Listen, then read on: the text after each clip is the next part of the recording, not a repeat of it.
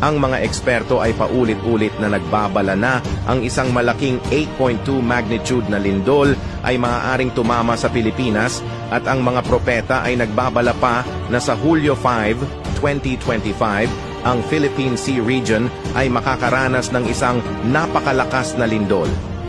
Kung ito ay mangyayari, hindi natin matiyak. Ngunit ang Biblia ay nagpropesiya na sa huling panahon, magkakaroon ng isang napakalakas na lindol.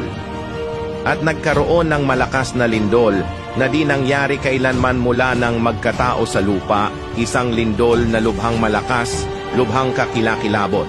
Pahayag, Datats 18. Sa harap ng paparating na sakuna, paano tayo makakaligtas? Hindi ito sa pamamagitan ng paghahanda ng pagkain o ng mas madalas na pagpunta sa simbahan, kundi sa pamamagitan ng pagsalubong sa Panginoon. Ito ang tanging daan para makaligtas tayo sa malaking sakuna. Ngayon, nagbalik ang Panginoon para iligtas tayo.